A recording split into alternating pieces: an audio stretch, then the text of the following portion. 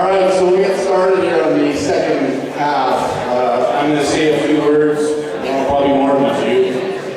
And Jeremy's going to speak as well. He's got a little PowerPoint presentation to give.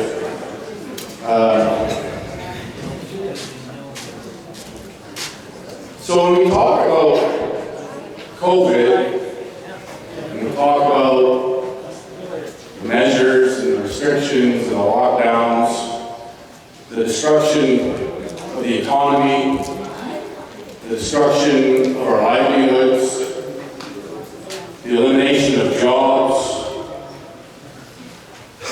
the negative impact on our children and their activities, whether it's school or extracurricular,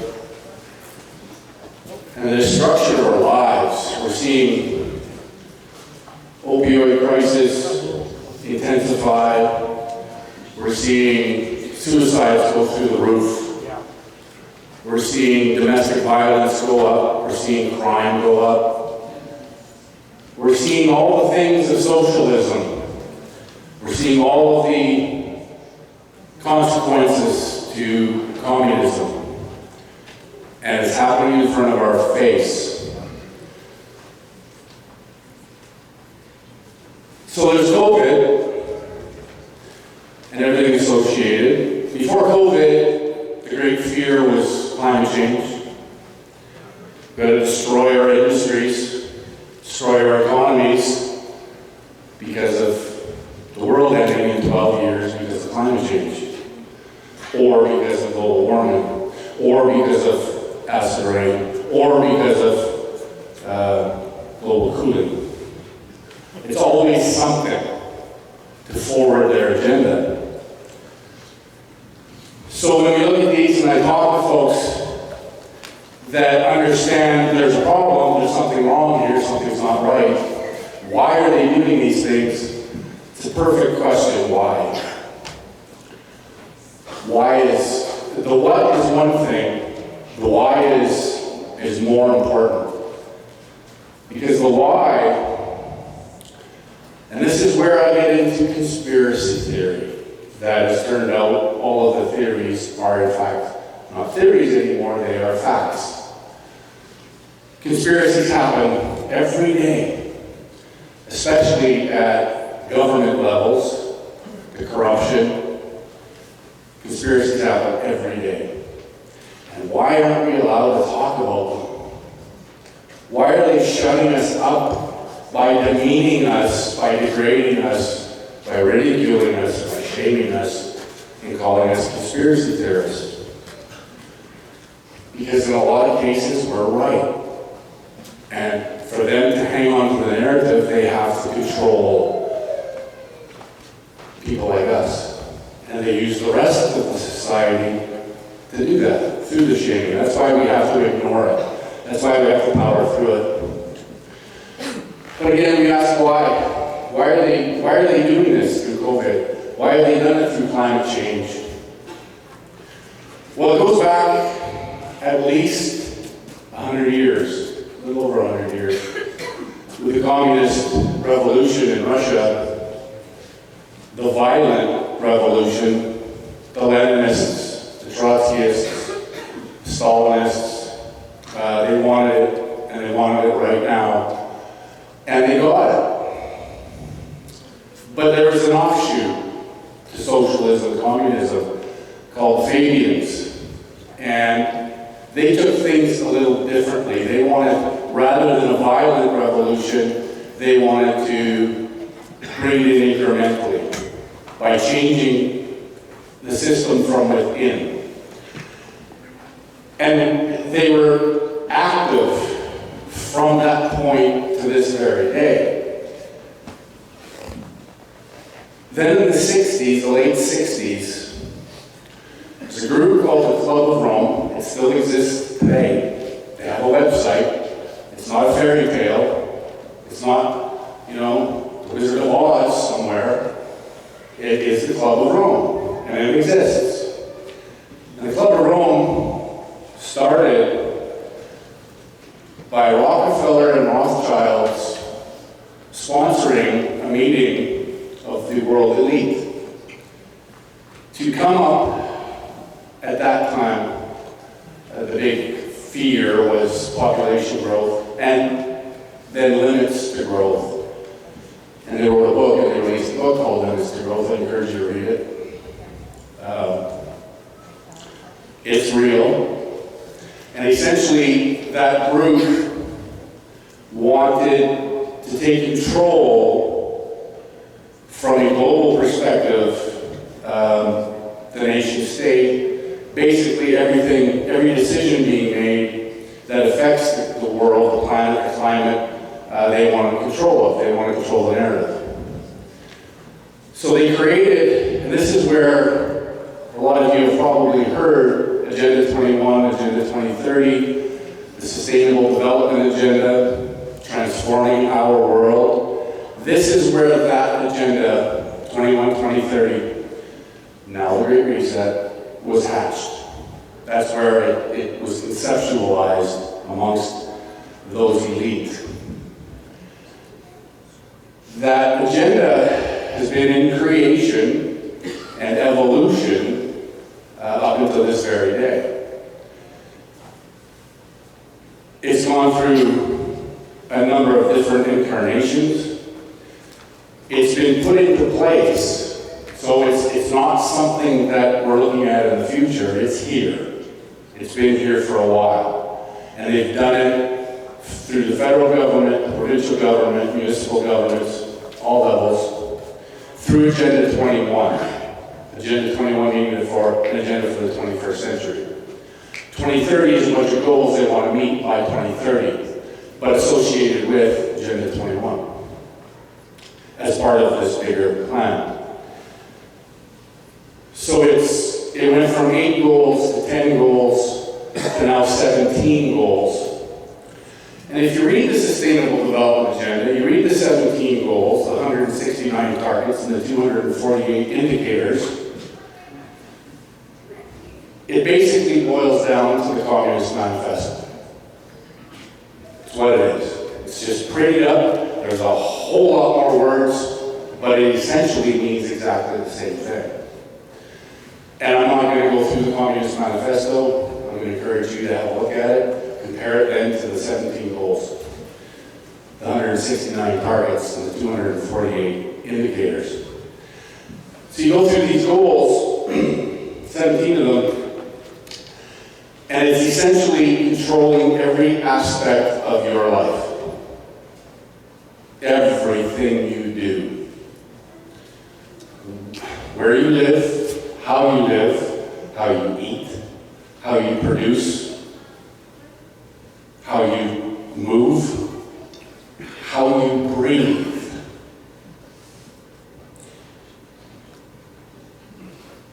It's going to destroy Western civilization. That is one of their goals. Western civilization, based on Christian values, is the best civilization humanity has ever known. It represents freedom, individual freedom, liberty, justice, prosperity, actual equality, actual diversity.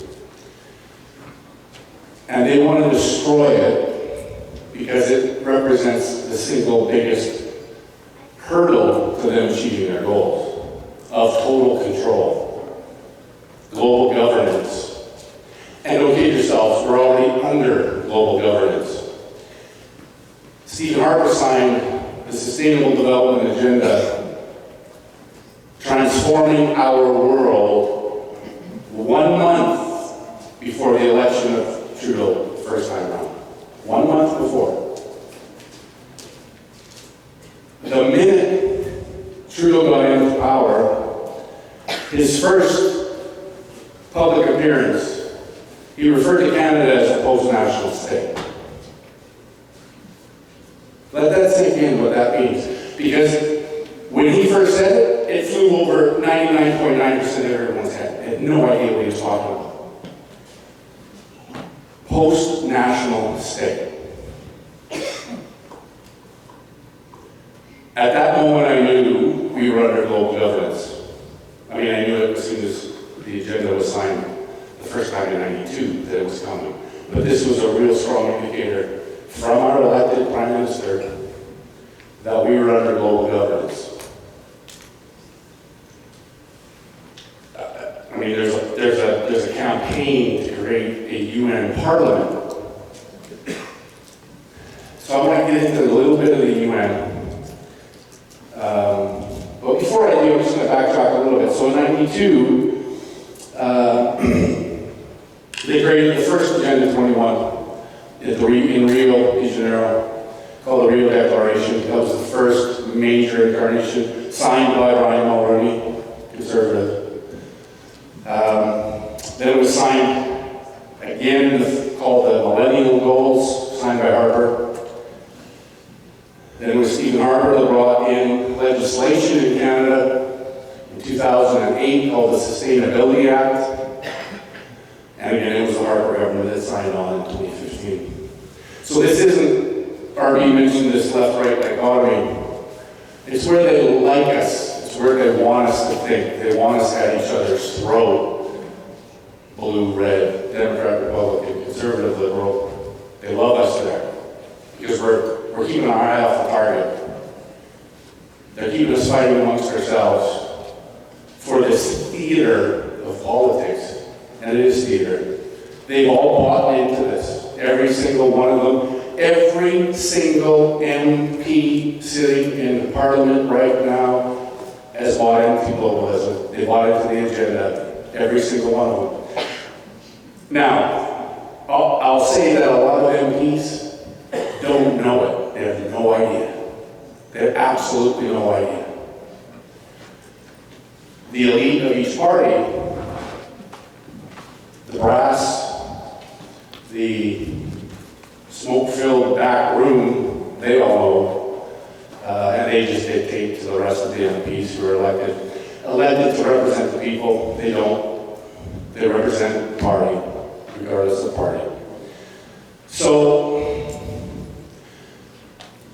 we're in this agreement.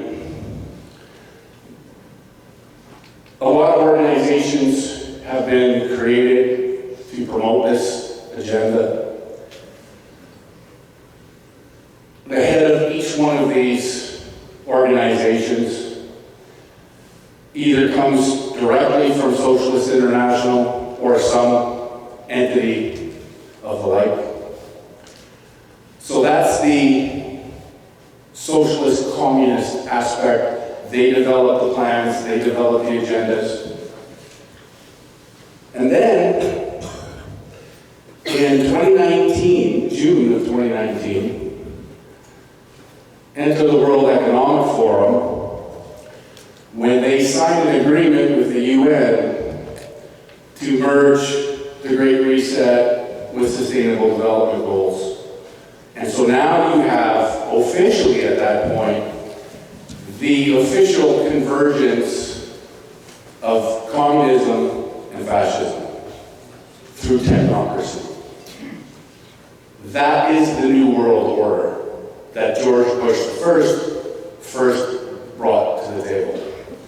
I didn't make up the word new world order, the phrase. But every time I bring it up for 20 years, I've been referred to as a conspiracy theorist because I did. But that is the new world order. This convergence of traditional enemies, communists and fascists. See, there's this idea through our education system that communists are on the left and fascists are on the right. The communists are red, the fascists are blue, the liberals are commies, the conservatives are fascists.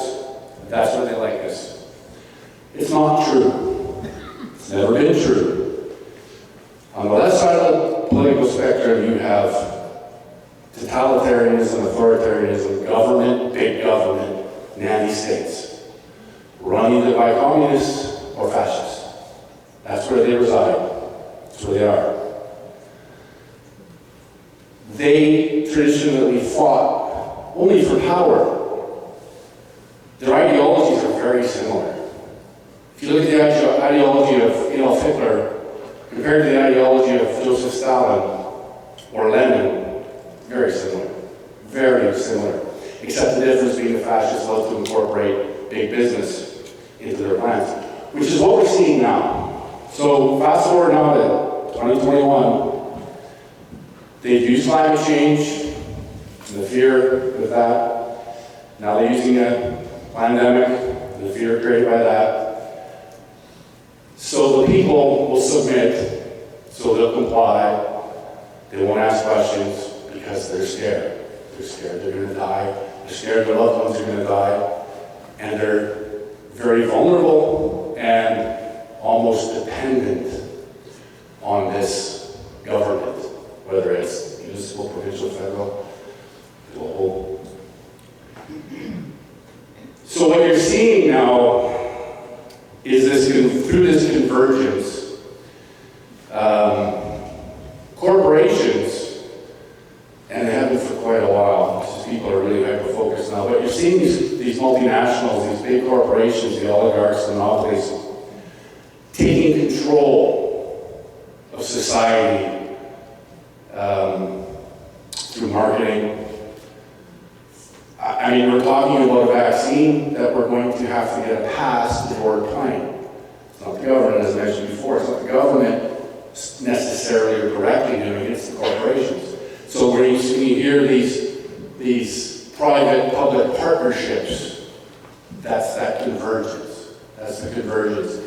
And it's tough for people to wrap their head around because, you know, folks that consider themselves to be on the right,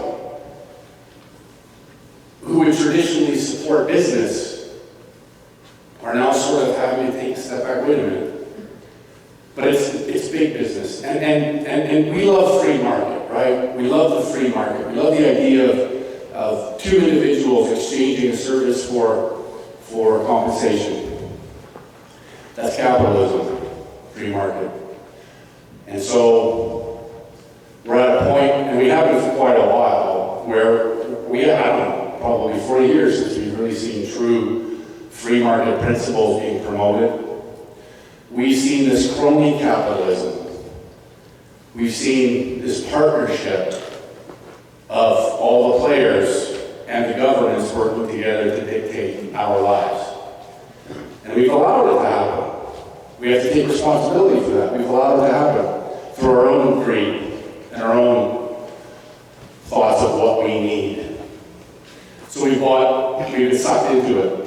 But what happens is now is so these big corporations who have way too much power at dictating terms to the people and to small business, and then small business gets sucked into it through government policy, government regulation, where you have to, as a business owner, sign on to these sustainable development goals. And if you don't, you're not going to get the contracts, you're not going to get favored, you'll be blacklisted. So small business owners are like, well, what do? I need to survive, I have employees, I want to keep functioning, so yeah, where do I sign? And then they get their subcontractors to sign on to these goals because they have to play along. So it's essentially this system of extortion, which has nothing to do with free market or capitalism. It's fascism. And so when we look at, well, he wrote a book, Klaus Schwab, COVID-19 and the Great Reset. I mean, every MP, MLA in Canada, anyway, received one of these from Klaus Schwab. So they can be prepared for what's coming. And then you'll see Jason Kenney stand up and answering questions about it, and of course he rails against it. But what he doesn't mention ever is sustainable development. Agenda 2030, because they signed on to it, and he was part of that when they signed. And so he can't. So he can rail against this, but doesn't touch sustainable development. And again, in 2019, they merged. So this is the why. This is why there's a COVID. This is why there's a pandemic. This is why 99.97% of people recover from COVID, yet we're locked down. We're locked down because they're using COVID, they're using a PCR test at 40 CT to establish numbers that they can feed the media, that the media feeds the population. It scares the hell out of everybody. Every day, every newscast, you hear numbers, case numbers, death numbers, all derived from a PCR test that's bullshit. All of it. Meanwhile, when I go to a rally, or we go to a rally, we're referred to as grandma killers, because we don't wear masks, right? We go to the mall, and we're being screamed at that we should die from COVID, right? Yet, there have been proven effective therapies like ivermectin and HCQ that we knew about a month into this pandemic. I mean, people have known about it for years. I know people have been on it, treating symptoms from lupus and other autoimmune. Effective. I mean, we had people testify in the Senate, in the American Senate, to tears, a doctor, saying, why aren't we saving people with this therapy? Why are we doing this?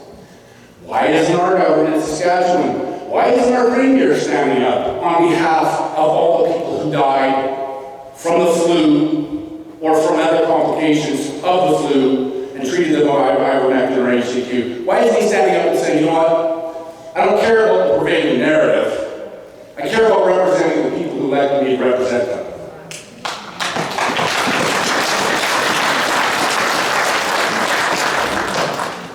And they won't do that because of that prevailing narrative. Because it's too politically risky. That's the surface answer. Some of them, I think, understand exactly what they're doing and may have even been extorted to do it. I don't know. But there's a reason why they're going along with it, and a lot of it is obviously political risk. Scott Moe looks at this situation from a political perspective, no other. His advisors tell him, just go with the flow. Go on to get along. The public opinion is behind me. In actual fact, the public opinion is in front of him. He's not leading from the front, because that's too risky. He's going to let the media establish the narrative. He's going to come in behind that narrative, behind the prevailing public opinion, and he's going to say, this is what we have to do. We're going to destroy the economy, we're going to destroy your lives, we're going to destroy jobs, we're going to kill people, we're going to let the elderly die. But I'm still going to be in power, because you all elected me. And you'll continue to do it until somebody wakes them up. It infuriates me to know that people can be treated. It infuriates me when I ask the Premier on numerous occasions, emails, Twitter, social media, you name it, and I get no response to a simple question: why are you not following the World Health Organization notice of January 20th, 2021, where it clearly said that recycling the PCR test too high, there's too many false positives. Came out of the World Health Organization in 2021, January 20th, 1 hour after Biden was inaugurated. Imagine. And this isn't information that has evolved through their learning of this virus. They've known this information since the creator of the PCR test told everybody, don't use it to identify or diagnose infection. Don't do it, it doesn't work. Especially don't do it over 25 to 30 cycles. What do we do in Saskatchewan? 40. 40. Of course they're false. Of course there's a bunch of people who have no symptoms, are walking around positive, killing grandma. Right?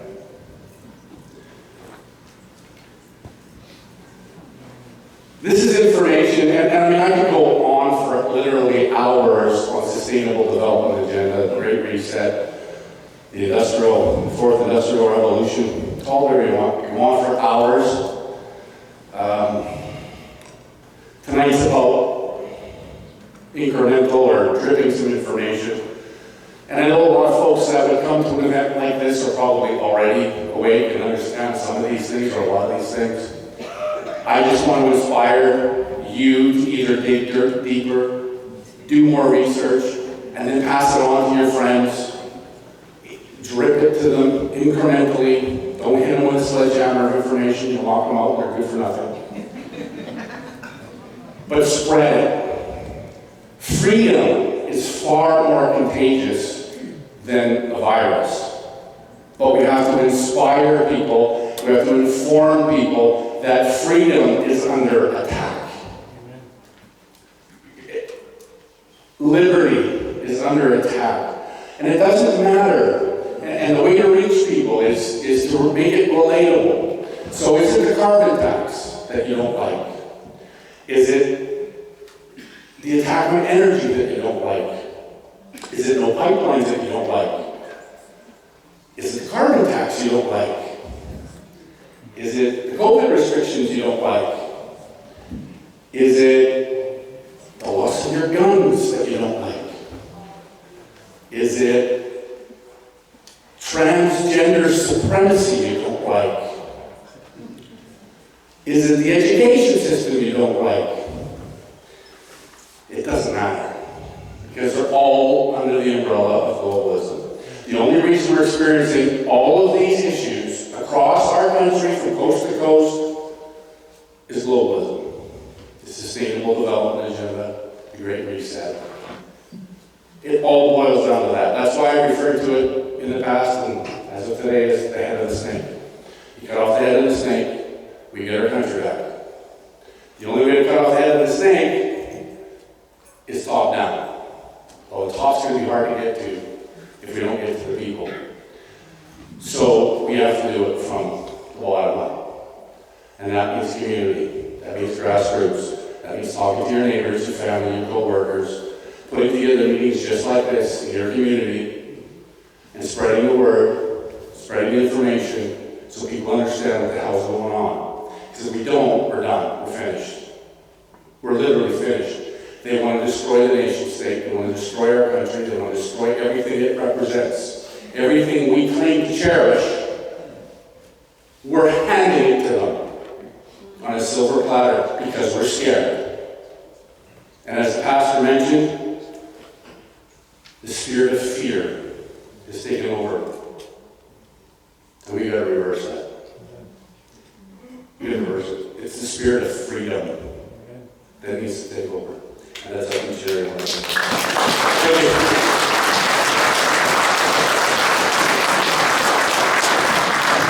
So, Jeremy, who hosted our last event and sort of has spawned all of these other events, like this one, and we got 4 more scheduled after this. We got the Zoom meeting scheduled now, so a huge round of applause for Jeremy for doing it, inspiring us. And so I asked Jeremy, because he's a farmer and he understands the industry, and he can relate to other farmers better than I can, if he would speak and give us a presentation on how it sort of relates to the farming and ranching. Every one of our industries is affected by this, every single one, and they want control of all of it. They want control of all our resources, whether it's oil and gas, fishing, logging, mining, manufacturing, you name it. They want control of it all. Canada has everything the world needs and wants. We have land, we have enormous amount of land. all the resources the world needs. And we have a population of 37 million. We are target number 1. They need to control everything. Now, I just spent 2 more hours talking about how China is part of this. And they are. And they have huge influence on the UN. They control the UN, they control the World Health Organization, they control it all. And they're buying up our debt, our Canadian debt. They're buying up our resources. They're buying up our infrastructure. They're buying everything. And our governments are handing it to them. Here you go. It's insane. So anyways, I started rambling again. It's okay, you need to set up anyway. Okay, I'll keep rambling then. Okay, You doing all right? I need some lights off. Run that lights? You want